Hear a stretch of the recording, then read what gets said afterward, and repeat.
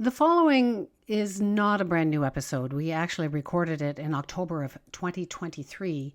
Our guest was and is Chelsea Wakelyn. She is an exciting new writer from Vancouver Island.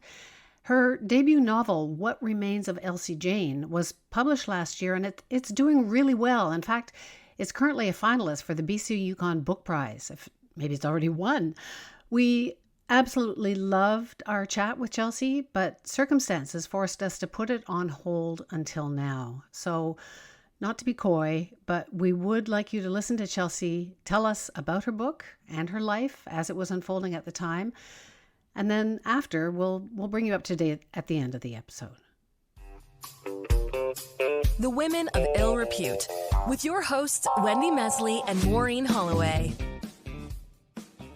I just finished reading the most extraordinary book. Yeah, me too. And the author, Chelsea Wakelyn, she approached us about her new novel, What Remains of Elsie Jane. It was published earlier this year, and her email was so cool. We said, yeah, send us a copy.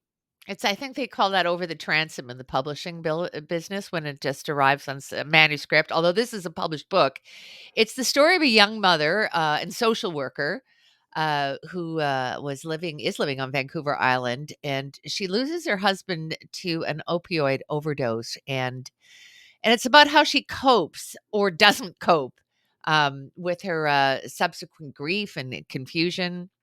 It could be sad. Yeah, it is really sad, particularly because it's true. It's something that's called autofiction, because this, like, Chelsea lost her own husband. So it's what actually happened to Chelsea.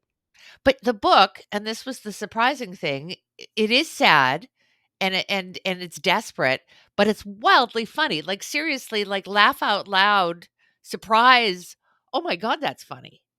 Yeah, it's kind of like her email to us. It was funny and it was sad, but it was also, well, it was really funny and it was sexy and kind of weird, which Oh, it's we deeply weird.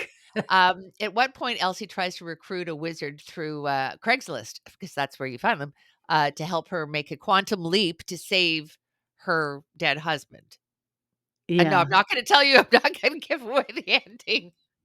Yeah, so a wizard, well, anyway, we'll get into that, but grief, it can make you do some really strange stuff. Yeah, it can. We think this book deserves as much recognition as we can give it. And Chelsea, or Elsie's story, is really one that, sadly, while it's told in a unique and talented way, is not uncommon. Yeah, there's so much to talk about because on top of being, she's a writer, she's a musician, she's a mother, all of those things. She has a big job focusing on strategic responses to the drug crisis in BC, which is kind of a big deal. It is a big deal. So we have all sorts of things to explore. Let's welcome Chelsea Wakelyn. Hi, Chelsea. Hi. Hi, Chelsea. How are you? I'm good. How are you?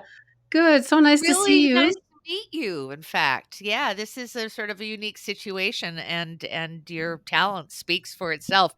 Before we brought you on, Wendy and I were talking about Joan Didion, and I know comparisons are odious, but The Year of Magical Thinking, I mean, I'm sure this has been thrown in your face repeatedly. They're very different books. The only thing they have in common is that they're incredibly compelling stories of the aftermath of grief.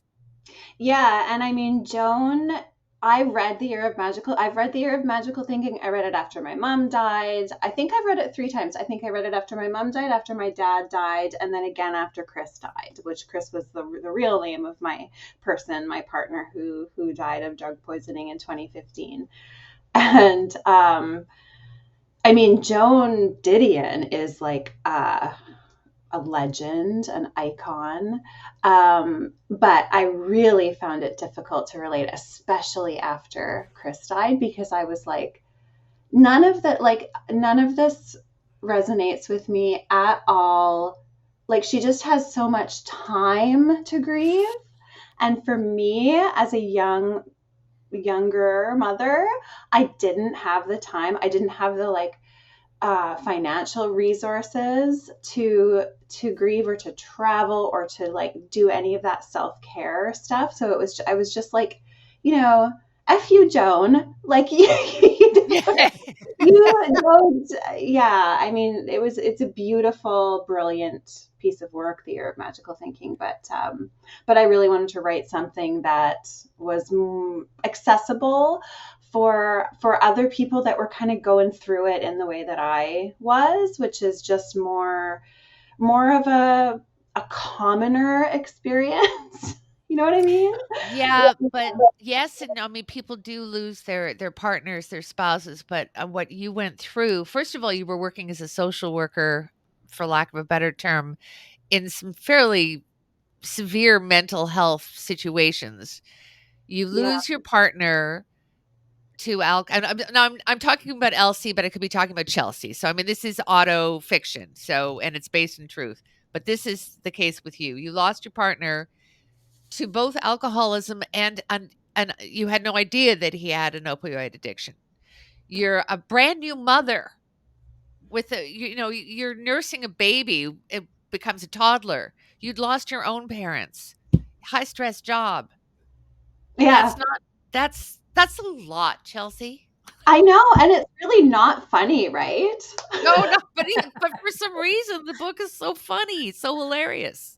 Yeah, Yeah, I think like I want to get into that in a moment, but I was really struck. I guess Maureen and I, we get a lot of approaches from people saying, "Hey, I've just written this book, and I'm a woman of ill repute, and you guys are really funny. So, hey, why don't you read my?" But there was something about your email. There's something about you, and there's something about the story. I like, why did you reach out to us? Why did you There's so much. Why did you write it? Why did you reach out to us?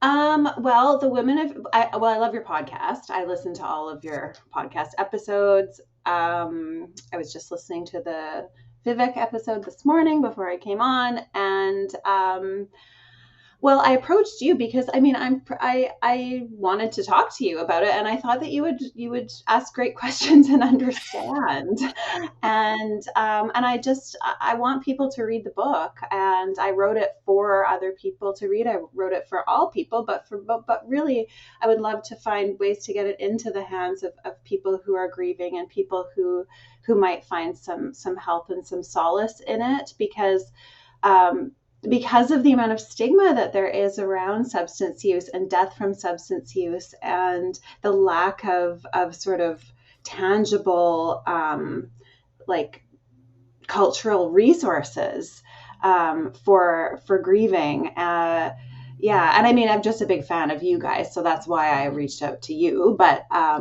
yeah, I guess that's why I want people to read the book. I wrote the book. I'm like, why did I write this book? Probably so people can read it, you know? Yeah, one would hope. Yeah. All right, let's there's so many areas that we can explore, but let's start, well, we've already started, but the the opioid crisis, as it's called in the media. And we're at the other end of the country. You live on Vancouver Island, and we always hear about the opioid crisis in BC is terrible. Well, it's terrible across the board, but it's particularly terrible there. And I don't know about you, probably before your husband, you discovered that he had this issue himself. You were probably just like us, where I always think this is something that happens to other people. I have this vision of people who live in crack dens, and that it doesn't happen to mainstream regular people with jobs. Yeah, that's right. I mean, nobody ever thinks it's going to touch them. And for me specifically, it was about 6 months before there was a public health crisis declared. So the MHO, the medical health officer, declared a public health crisis in BC in April of 2016. And I was just actually at Vancouver Writers Fest, and I became very fast friends with Tara McGuire, who wrote Holden After and Before, about her son's the loss of her son to opioid overdose, and we just bonded so immediately, having gone through the same thing, and at the same time, her son died just a few months before Chris, right before that first big wave of deaths, which was kind of in like right after Chris died, which was in December of 2015. There was this tsunami deaths, and really alarming. I mean, there have always been opioid deaths, of course, but this was unprecedented. Um, and so no, I didn't. But the more that I learned about it, even working in mental health, I mean, I'm working frontline in mental health as a mental health worker. I've found bodies, I've found people who have died of drug poisoning in motel rooms, and I didn't know. I had to wait for the toxicology report to come until I could understand what had happened, because young healthy men don't just die. But the reality is that the drug poisoning crisis touches every area, like every demographic. I want to get into how funny it was and why you wrote it, and what that process was like. But it is kind of amazing, like Sam in the book, because there's a lot of lines that cross, as Marina said. You kind of discovered him, like you knew that he had a drinking problem, but it was at the beginning of the crisis, and you talk a lot about stigma, and that and I think it's something that really hits home for Maureen and I, and it's something that she raised, is the idea that, like, we like to drink a lot of wine. And you're saying, to hell with the stigma, to hell, like there is something that we need to deal with, and people are attracted to all of these different things. Yeah. And you didn't know, like, and also that's addiction or being attracted to various substances is not necessarily a sign of weakness. It doesn't mean that you're living in a crack den. So Exactly. Yeah. Yeah, it's not. There's not that, like, detaching the idea of substance use, which just is a human behavior. It's not. There's no. It's not a moral issue. It is not a moral issue. Behavior, it can be a moral issue, but using substances in and of itself, whether it's wine. I mean, I'm quitting vaping right now. I'm on day 3. Nicotine is like my substance of choice. I'm choosing to quit because I don't think it's good for me, but I love it. And I love you're how speaking to two sort of former smokers. Oh, shut and I up. was a smoker and transitioned to vaping because I didn't want Malcolm to know that I smoked. So I was just like, oh, I'll just like start vaping when I started dating him, and he'll never know. And he did find out eventually. But anyway, where was I? What was I talking about? I can't Well, remember. it's addiction and the whole idea of stigma. I think, Right. you're It's so stupid. It is so silly, and really it's not just silly, it's actually causing death. Like, it really, really is, because people are afraid to talk about it, afraid to acknowledge it. And I think, like, if we had open conversations about substance use without the shame and without the stigma, then people would be able to use safely, because there's really no difference. Like, I don't have to worry if I'm grabbing a cup of coffee in the morning that it's going to have benzos or fentanyl in it and I'm going to stop breathing and die. But I feel entitled to my coffee in the morning, and I'm happy to have it. There's no difference between this cup of coffee and a glass of wine, or or a crack, or anything else, other than whether or not it's poisonous. And regulated. I hear you. Your book is so many things. It's a love story, and it's so compellingly told. So the book incorporates Sam/Chris's emails to you. Were those based in reality, or are those completely your creation? Those are completely my creation. I actually had the original emails that were between Chris and I. And Russell Smith, who's my editor, my amazing editor, he actually encouraged me to rewrite them. And I'm really glad that I did, because I think it was just actually that's what allowed me to finish the book and to really call it a novel, to call it fiction. So I had these artifacts of Chris's emails to go from, but I didn't use them. So I just was like, okay, well, this was kind of about this. I'm going to see if I can kind of try and capture his voice without directly pulling from this precious, personal email to me. They're beautiful. Can you tell us about limerence? Limerence? Limerence. Limerence. Oh yeah. Limerence is like that. The feeling of falling in love. The feeling, the high of falling in love that people who are, relationship addicts or sex addicts even can seek out over and over and over again, of that, like, you get this beautiful chemical cocktail, this rush of dopamine and oxytocin, and it's the same kind of thing where when you're holding your new baby and falling in love with your new baby, that kind of euphoric hit of love that us monkeys are prone to. They bottle that. I'll buy some. Right? It's highly addictive, though. It is highly addictive, but it's the same. It's all the same chemicals as you get with substances. Mm-hmm. So the same sort of brain, the same sort of soup that your neurons are drinking. When you talked about your publisher, and I'm just wondering, like, you've never written a book before. This horrible series of horrible things happened to you, and you write a book, which is funny, which is kind of weird. We can talk about that. But I'm wondering what happened when you approached a publisher and you said, yeah, no, my partner, my fiance just died and my parents died, but I'm really funny. Like, what did they say? It's going to be a real knee slapper, I promise. That was the pitch. No. I kind of went like the traditional route of finding an agent. So I didn't have to approach the publishers. I got an agent. Erin Clyburn is my agent with Howland's Literary in the States. And so she shopped my book. And she happened to have, I think, like Rare Machines, which is my publisher, like the imprint that What Remains of Elsie Jane is with, was just starting, like just hadn't even launched yet. It was a couple of months out from launch.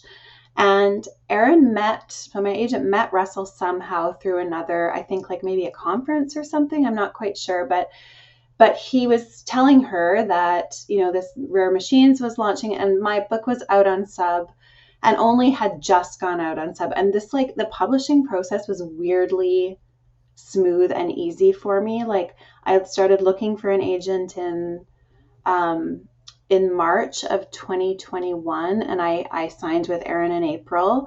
My book went on sub in June, and it sold to Russell in September. So the whole process was like 3.5 months from the time Wow. Writing it. That's It must incredible. have been such a process to write it. I mean, and were you surprised when you wrote it and you realized that, hey, I can write? This is actually good.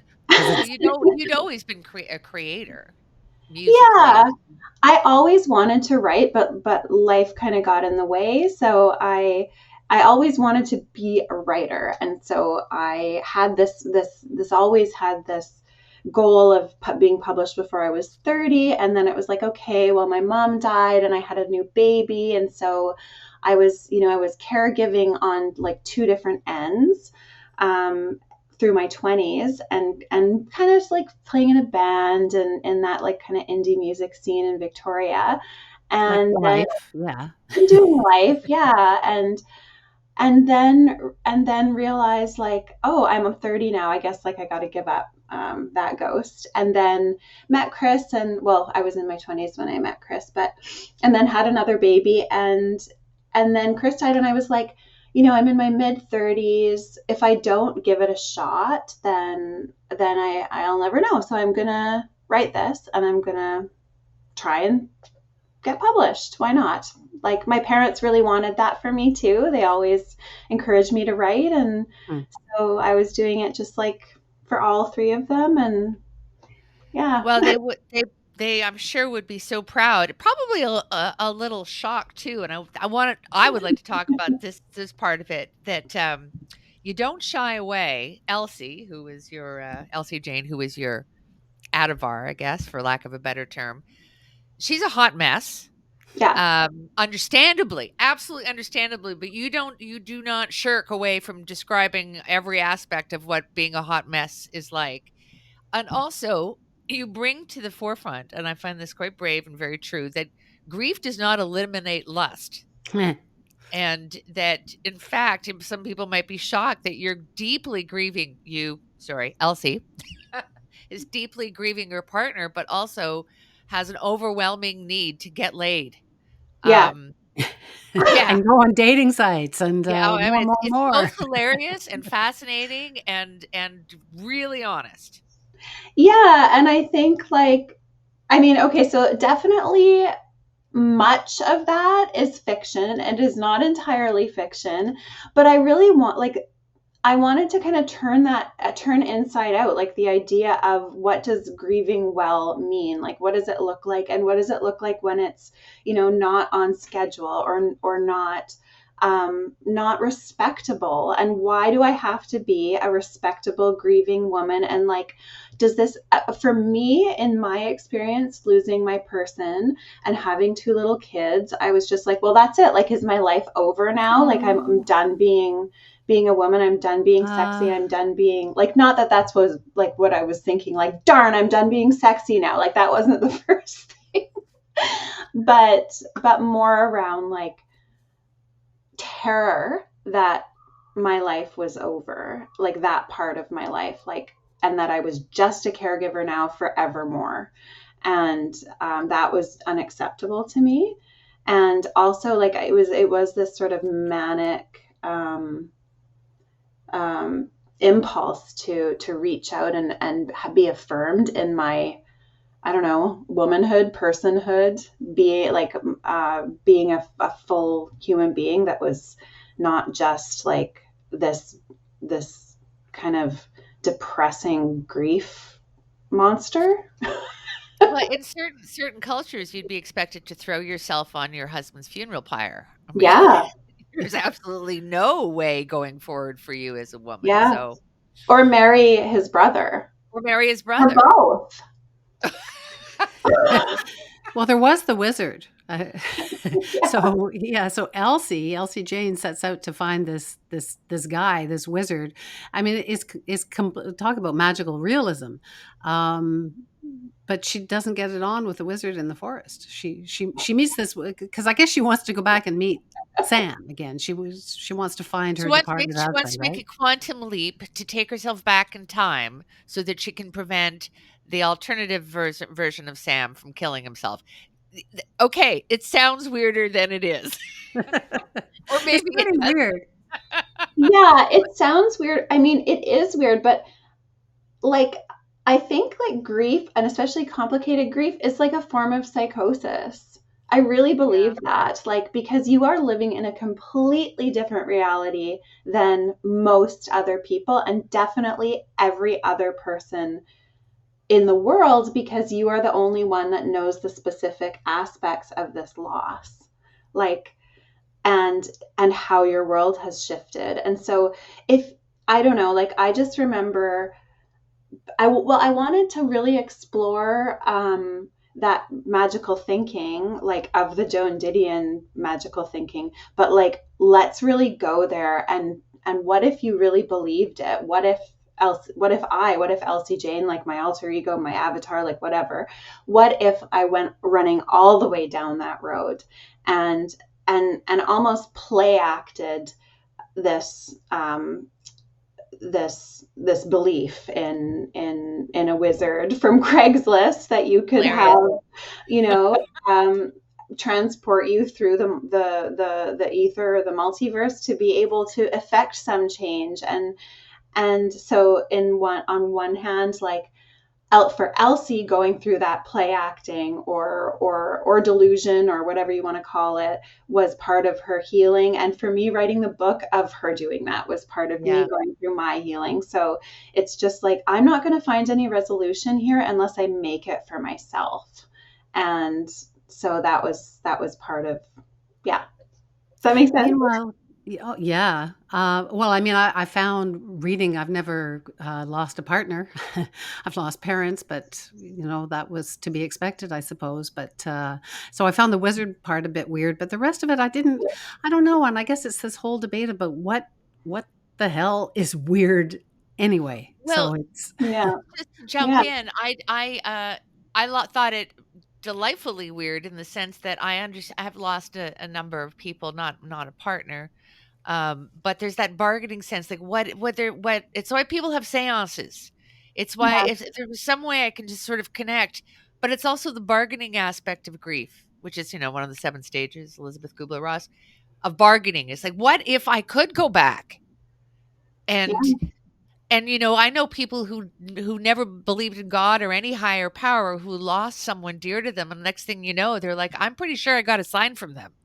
Mhm. So, grief makes you it changes the way you think. It's not a rational thing to lose somebody. And so, of course, you behave irrationally. And personally, I thought that was one of the more quirky and unique and charming aspects of the book. And I never really believed you were going to find one, or that Elsie was going to find an actual wizard. It turns out it was just a kind of interesting person on the Craigslist. Yeah. Sorry, spoiler alert. At Vancouver Writers Fest, and I was with William Ping and Michelle Porter on a panel. And William Ping, we were asked about magical realism, and like my book isn't really magical realism because there's really no magic in it. It's all delusional, and so but a delightful delusion, hopefully not a damaging delusion, but yeah, so it's more around the mental health aspect and like following that, like most like what is the how can we suspend our disbelief in grief, as like what would happen if we suspended our disbelief as a grieving person or as grieving people, like, and ran all the way down that road. what Down about that rabbit hole. Yeah. What about your kids? I mean, you had one really little and one kind of medium-sized little child. Maureen and I both had breast cancer. My daughter was 6, and telling her was like a huge part of the process. So I'm just wondering, like, how did you? And have they read your book? I mean, they must be. Well, they're older now, but how did you deal with the kids thing? Well, I didn't write too much about the kids in the book because because it's autofiction, and I didn't want to write about them. I did want to give them, their privacy, even though it is fiction, and they have different names in real life, and but they are. No one would ever know. Okay, so my daughter is almost 18 now. Wow. And she has read the book. She doesn't get lost at all. She really does not like those parts of the book, some parts, and she's just like, Mom, and my son knows that I wrote a book. He's 9, and he's just doesn't really care. He he never really asks about it. He'll probably read it when he's older. Oh yeah, I think when kids get older, I mean they want to know everything about the past. So it's at some point because he was so young, he probably doesn't even remember your dead partner. He does not remember. He was a baby. No, just a baby. Chelsea, I know this is a personal thing, but you found another person. We just met him. He seems very nice. He is very nice. Yes, I have. And I actually, I didn't find him. He found me. And I have known him since 1999, 98. So quite a long time. Wow. He was my pen pal for 4 years. We never met. So from when I was 17, I was born in 81. So I was like 17, 18 to like 22. And then he got a girlfriend and disappeared. But we were pen pals, email pals, but pen pals. We wrote every single day and just like used each other as kind of journal entries, told each other everything. He was my pen pal. And then he tracked me down on Twitter because he Googled me and found like that my book was coming out, and then found me on Twitter. I'm not on Twitter anymore. I quit. But yeah, he found me and then wanted to meet. And I was like, because if we meet in person, we never met in person before, we probably won't like each other. Like, don't get your hopes up. There's not going to be any chemistry. And then we did meet, and it was just like instant chemistry. Aww. So happy. I So know. happy for It's you. a really long time though to meet somebody amazing like him. So I'm very, very lucky. Yeah. That's great. So we want to see all the emails. We don't have those email addresses anymore. Yeah, it's Wow. funny though that those things that you can access that, for better or for worse. Yeah. I have a lot more questions, but we don't have time. What has it been like? So the book came out. We try not to timestamp these episodes so that they'll live eternally. Forever. But your book's been out for probably under a year now, just under a year. What's it been like? We've talked to a number of authors, and there's this tremendous excitement about being published, and you get your box of your first books, and you do book signings, you give them to everybody, and for most people, very few exceptions, then it's sort of a gradual decline. And one of the reasons why we wanted to have you on is in our own little sphere of followers and listeners, we really want to push this book because you're a unique and astonishingly talented writer. But I'm worried that you're going to get lost in the ether now that time has gone by. Yeah, me too. I don't know. Yes, it's been 6, 7, 8 months. 8 months since the book came out. It feels like this whole other like kind of side part of my life because I work full time, have kids, I'm in healthcare. It's like a very different world. And so I have to say, like, I derive most of the meaning in my life from my day job, even though I am working. I've got a Canada Council grant and I am working on a second novel. Good. But I haven't put too much stock in, like, how well it's done or how much press it's gotten. It's just like Dundurn is still an indie press. Mm-hmm. It's a big indie press for Canada, but it's still a tiny indie press in the grand scheme of things. Who gets published? Not many people get there. So I'm just happy that I'm just very, very grateful that I've just had the opportunity to get published, that it went easily and smoothly for me, that I got to work with amazing people.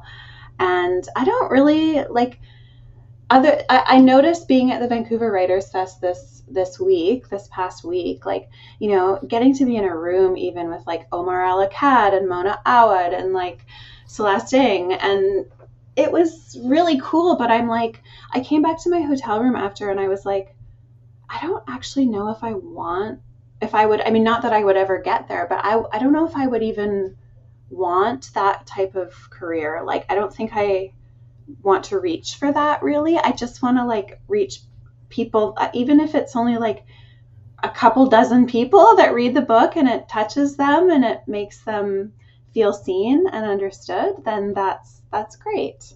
So well, expectations low, nice and low. Yeah, it's nice to keep your expectations low, but your book is great. And so I just hope a lot of people read it because it's I think for the people you're trying to touch, the people who have been touched by death or by some kind of, exposure to a drug, I think that's great. But I also think it's a great book and you're a great writer. So it's just been great to have you on. I also just want to echo too, and we were running out of time, but that scene in the restaurant, the kids' restaurant. Oh yeah, with, the kiddo toy. The kiddo toy. I'd like that is very little. Well, I guess it has something to do with grief because you're going off madly in all directions. But I've been there. I've been the woman that hisses at the other woman, calls her a C word. I've done that. I've done that with no excuse. And it just made me laugh out loud. And, the rest of the book made me laugh and cry. And I echo Wendy that it's been a real pleasure to meet you and to read you. And we wish you all the best with your future endeavors. Thank you so much. Well, hopefully I can come back on when my next book is. Yes. Sure. What's it about? I hope nothing bad has to happen. Oh my God. No, nothing bad. My next book is about sort of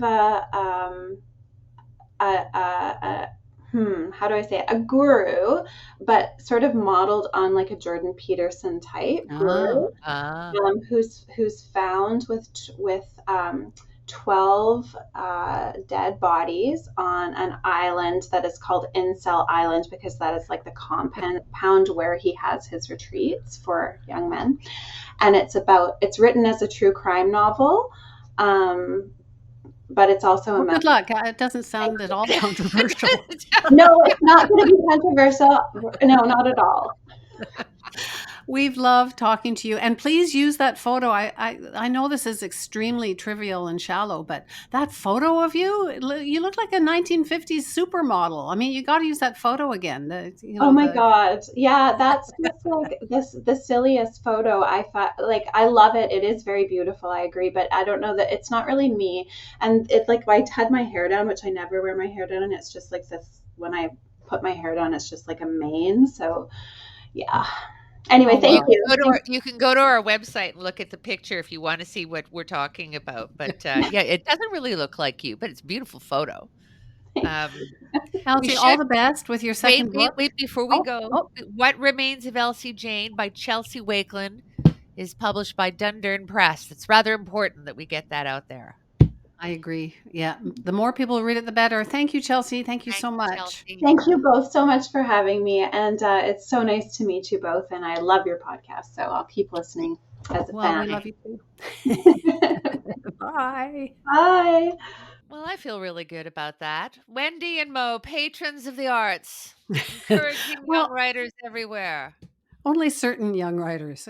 Yeah, well, I know. We've got a couple of requests, and I think they've got to be really well written or really connected to a story. And she's both, and she's weird, but good weird. I just like you're weird. No, you are. I mean, weird is relative, right? Whoops, there she be. Oh, you're back. She's not going away. She's here forever. I'm not leaving. Sorry, was I supposed to leave? I can leave now, right? Yes, you were. Okay, good. Bye. Sorry. I think I just snorted. Yeah, you snort all the time. It's very endearing, though. Yeah, so there she's here, she's there, she's everywhere. She's like magical realism. She was she was great. Yeah. I know. I'm happy that she's got a I mean, not that we are defined by our partners, but I'm happy that she's found love again. That's nice. Yeah, we only heard him as a voice, so maybe he doesn't exist. Oh yeah. But why is it always they're the tech? She was broadcasting or podcasting with us from her basement, and there's always some guy in somebody's house who can fix these things. And well, thank goodness. Never fails. Well, better good at that. They're good for something. Yeah, once again, What Remains of Elsie Jane. Chelsea Wakelyn is the name of the author. She's hugely talented, and we strongly advise you to go and read about this. No matter what your home situation is, you'll enjoy it. And it is weird. And you're weird. No, you're weird.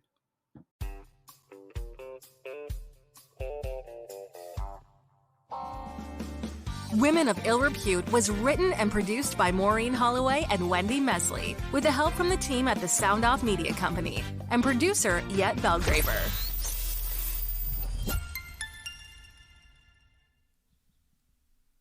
The day we spoke to Chelsea took an astonishing and tragic turn. Later that day, her fiancé, Malcolm McKenzie, whom we met briefly during the interview, went for a walk with her 9-year-old son and suffered a heart attack and died.